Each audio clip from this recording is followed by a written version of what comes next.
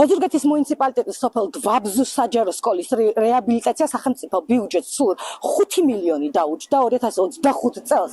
აქ ბავშვები შემოვიდნენ, უამრავი ფოტო, ვიდეო მასალა არსებობს სამთავრობო ვებგვერდზებსა და სამთავრობო მედიის არქივში, როგორ გახსნა მინისტრმა ეს სკოლა, რამდენი დეპუტატი სტუმრობდა და როგორ ზარზე იმით აღნიშნეს ეს ყველაფერი. თუმცა ამ გახსნიდან რამდენიმე თვეში გაირკვა, რომ სკოლა ისევ ავარიულია. სკოლის პირველი სართული ამ ეტაპზე უფუნქციოა, რადგან როგორც გაირკვა, აქ სარემონტო სამუშაოები მიდის. 5 მილიონი დაჯდა ეს სკოლა, როგორც გითხარით და ყველაზე მნიშვნელოვანი ამ ყველაფერში აღმოჩნდა ის, რომ როდესაც ჩვენ აქ მოვედით სიტუაციის გასარკვევად, კითხვებზე პასუხის გასაცემად, მერის წარმომადგენელმა ამ სოფელში ლაშა გოგოტიშვილმა შეგვიძლია თანამოთქვა, რომ სკოლაში შემოვარდა მშობლებს, სკოლის დირექტორსაც კი საუბარი აუგრძალა და მიუხედავად იმისა, რომ სკოლის დირექტორმა არსებული პრობლემები, ხარვეზები დაადასტურა, მან ყველანაირად ეცადა სოფლის გამგებელი, რომ სკოლის დირექტორისთვის ისე თქვა, რისი თქმაც მას უნდა და მაყურებელს ახლა შეუძლია ნახოს რა მდგომარეობაში აყენებენ ქართული ოცნების წარმომადგენლები სკოლის დირექტორებს და როგორ აიძულებენ, რომ არ თქვან სიმართლე იმ სკოლაზე, რომელიც როგორც გითხარით 5 მილიონი დაუჯდა გადასახადის გადამხდელებს და რომელიც დღესაც ავარიულ მდგომარეობაშია. ხელახალი რემონტი რატოა? თქვენ მიბრძანდით სოფლის გამგებელს რა უნდა სკოლაში? მიბრძანდით დირექტორს? ქალბატონო, ეს სწორია ეხლა რაც ხდება? ეხლა ამ სკოლის დირექტორი და სოფლის წარმომადგენლის ესე შემოვარდნა. თქვენ ვინ გეკითხება სათულზე და განახორციელებს პროცესია? ქალბატონო ხათუნა. არის საკლასო ოთახების რაოდენობა. თუმცა გიჭირთ, მაინც იმიტომ რომ პირველ სართულზე რემონტი, ხო? რა თქმა უნდა, ახლა პირველ სართულზე დაწყებითი ბავშვებია, თავისუფლესი წეჭირდება მათ და გული არ არის, როდესაც ამდენი მოლოდინი იყო, ვიცოდით რომ უნდა გაკეთებულიყო, ამდენი მილიონი დაიხარჯა და ეს მოცემულობა რა დაჭდა თავის დროზე ეს რემონტი თუ გახსოვთ?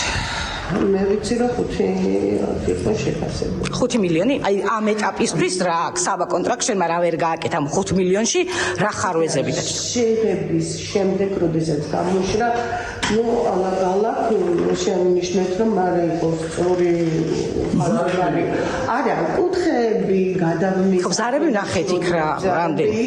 სადაც იქ ბადეთი გამაგრდა. ქალბატონო ხათუნა, თქვენ გვესაუბრეთ რომ წერთ და რატო კარ ნახობთ, რა უნდა გითხრას? რატო კარ ნახობთ, რატო უნდა მითხრას სკოლის დირექტორს? მეთო, რა უნდა უთხრა? რა შუაშია, ჩემ წისქვილზე წავიდოს, სიმართლეს ლაპარაკობს ადამიანი. ვინ ლაპარაკობს საერთოდ მეორე სართულზე? ქალბატონო ხათუნა, იქნება. მაგრამ რაც რეალობა მოდიოდა წყალი და ის უკვე პროექტი გადაკეთებული იქნა. სად ჩამოდიოდა ხათუნა წყალი ვერ როდის? ადრე რას ქვია დაუკონკრეტებდა? როდის? უკვე გაკეთებული.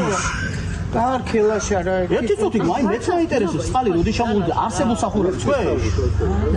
აი დაუკონკრეტე რა. სპორტული დარბაზის გადაბმის ადგილას. ეს იყო არსებული რემონტამდე. მე დაუკონკრეტე. პატარა მაშინ ბუნებრივია ამ თემას მოყვა ოპოზიციის გამოხმაურება, მით უმეტეს იმ ფონზე, რომ ამ სკოლასთან დაკავშირებით პირველმა სიუჟეტი ჯერ კიდევ 2024 წელს მოამზადა, მაშინ ჩვენ მაყურებელს მოუყევით, როგორ გააკეთეს სახელდახელოდ ერთი ოთახი მინისტრის სტუმრობისთვის, ამის შემდეგ შეფუთეს ეს ყველაფერი და ოპოზიცია ამბობს, რომ ეს არის კიდევ ერთი ნათელი დადასტურება იმისი, რომ კორუფცია ყვავის დღევანდელ ხელისუფლებაში და ამ თემასთან დაკავშირებით გამოძიების დაუყოვნებლივ დაწყებას ითხოვენ. ერთი შეხედვით წყალში გადაყრილი მილიონები, მაგრამ სინამდვილეში ქოცების ჯიბეში გადაყრილი მილიონები. ეს არ არის პირველი შემთხვევა. ესეთი იყო ურეკში, სადაც ბავშვებს პირდაპირ თავზე ჩამოსდიოდათ წყალი. ეს სკოლა გახსნეს წინა საარჩევნოდ 2024 წელს. მინისტრები იყვნენ, მაჟორიტარებმა აზიარეს პოსტებად, როგორ კარგად გახსნეს სკოლა. ამ დროს ეხლაც ვერ მიმდინარეობს სასწავლო პროცესი, ისევ დანგრეულ შენობაში დადიან ბავშვები და რაც არის რეალობა, მთავარი ამბავი არის ერთი, რომ ხარიბაშვილის კორუფცია გადმოიბარა კობახიძემ და ეხლა ამათი კორუფცია მიდის და ამათ ჯიბეში მიდის მილიონები, თორე წინაკლდეთ შემთხვევაში გამოძიება უნდა დაიწყონ დღესვე და აქამდეც უნდა დაეწყოთ. გარემონტებული მილიონობით ლარი დახარჯული სკოლა, რომელიც დღეს ისევ სავალალო მდგომარეობაშია. მოსწავლეებს მორიგეობით მონაცვლეობით უწევთ გაკვეთილებზე მისვლა და სასკოლო პროცესში მონაწილეობა. ეს ფაქტიც კიდევ ერთხელ მეტყველებს, რომ რა კორუფციულ ჭაობშიც არის ქართული ოცნება. გამოძიება რომ უნდა დაიწყოს და არავინ არაფერს არ აკეთებს ამ საქმესთან მიმართებაში და ეს არ არის პირველი სკოლა, რომელიც ამ მეთოდით, ამ თანმიმდევრობით ესე ავარეულად ინგრევა, იპარავენ მილიონებს და შემდგომში ადამიანებს ეს პრობლემები უცვლელად რჩებათ. ჩვენ ბუნებრივია ვეცადეთ ამ თემასთან დაკავშირებით უფრო მეტი კომენტარის მოპოვება, თუმცა ოზურგეთის მერიაში ამ საკითხზე დუმამ დუმს ოზურგეთის საგანმანათლებლო რესურს ცენტრი და კომენტარსაც იმ კომპანიაში აკეთებენ, რომელსაც 5 მილიონი სკოლის რეაბილიტაციისთვის უკვე აღებული აქვს, თუმცა სკოლა ისევ ავარიულ მდგომარეობაშია და უსმენთ კიდევაც სკოლის დირექტორის კომენტარს, რომელიც მოახერხა და გვითხრა, რომ ბავშვების სწავლაც პრობლემურია.